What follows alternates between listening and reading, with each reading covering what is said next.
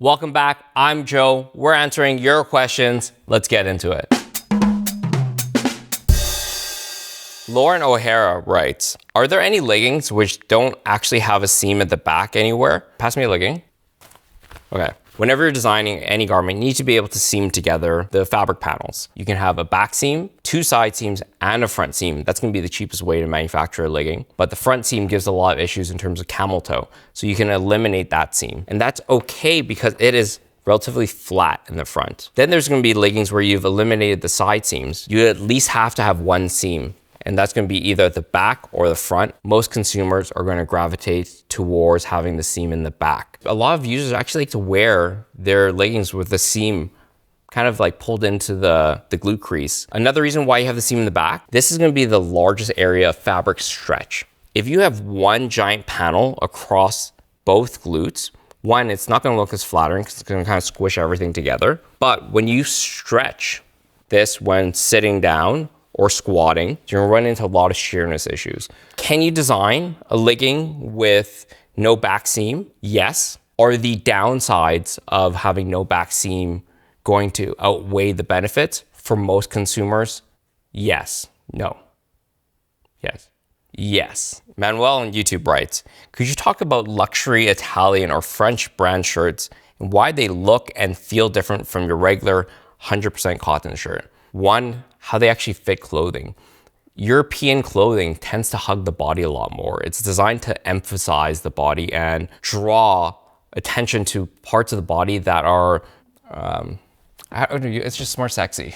It's a lot tighter to the body, the clothing. It accentuates the wearer, whereas a lot of North American brand clothing, it doesn't do that. Number two is if you're making clothing in Italy or France, your labor cost is already really high. So why cheap out on the materials? So if we look at, let's say, two different t-shirts and they're both 180 GSM, how you get there is going to be very important. You can get to that weight in fabric by having very large yarn and loosely knitting it. You can also get to that weight by having very fine Pima cotton yarn that's a lot tighter knit. So the ingredients themselves matter. And when you look at both of these cultures, food and ingredients are something that's very important, and they're gonna look for that in their clothing as well. Miro95 on YouTube asks, I'm still waiting for you to drop that perfect black tee that you've promised us a while ago. That project we've been developing in-house, and we want to do something that's extremely exciting and something that no one has ever done before. So we've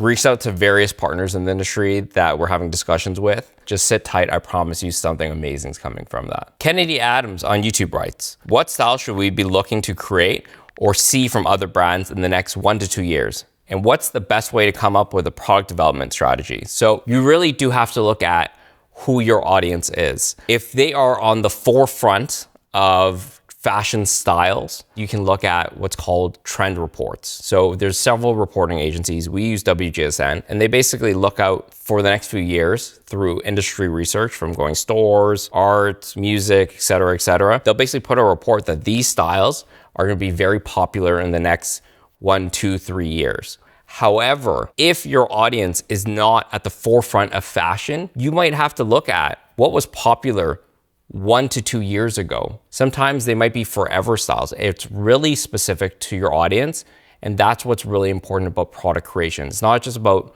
creating what's about to be trendy, it's about creating what your audience is looking for at that point in time. Rafsan on YouTube writes, I would like to know how I can find foreign garment buyers for my company, and I assume they're a factory. You really have to showcase what you're really good at. A lot of factories, they fall into this kind of trap of like, jack of all trades, master of none. You know, if you have a full showcase of items and you have t-shirts and jackets, pajamas and underwear, you're not doing all of them well. I am willing to pay a little more for a factory that really focuses on one thing and does it really well. What you're gonna find is customers will naturally gravitate to your factory because you do really great work. So by specializing, you create a brand narrative as well. You know, let's take Shift, for example. We don't do everything. If you want to come to me and make 200,000 $2 t-shirts, that's just not what we do. We're not even gonna entertain that as a client. We focus on creating really high quality products for our clients, and we only accept brands that also align with that narrative. And it becomes a lot easier in terms of how you go about business as well, because you and your customers are both aligned in what you're trying to achieve. What you don't want to happen as a factory is you have an idea of the products you want to create, your clients have an idea of the products that they want to create, and it just becomes a very high friction relationship. So focus on specialization, talk about it on social media, and the right customers will find you.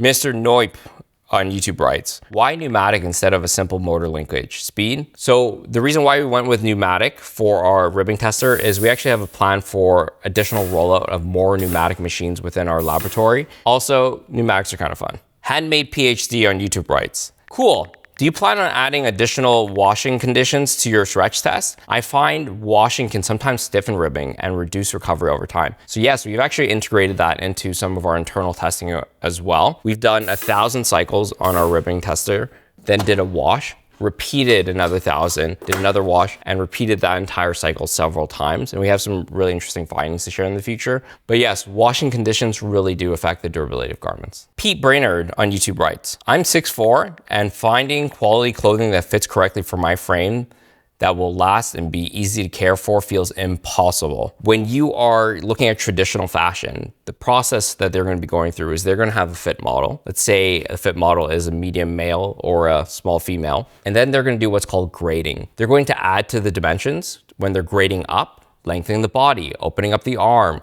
increasing the neck. All these specs are going to grade up when you're increasing sizes, and they're going to grade down when you're decreasing sizes. Being a tall individual or being a large individual, your proportions are not going to be the same as a standard height individual. So when you take those same grade rules and you apply it, it's just never going to fit you properly. The same thing goes for a lot of female brands that try to be size inclusive, and they design with a small model, a fit model, and then they try to grade up. It's just never going to look as good on that triple XL person as it would if it was designed with them in mind. What brands should really specifically be doing is focusing on specific individuals and creating products just for them. So for your tall individuals, make sure you look for brands that are specifically designing for you in mind. You know, I can think of a brand called American Tall. They're going to have your problems, your body type, and you as a consumer in mind in the product creation process. And that is so important to getting a really good fitting product. 2020 can suck it on Instagram writes, how does this affect Canadian brands? I am in the process of developing my own brand located in Canada,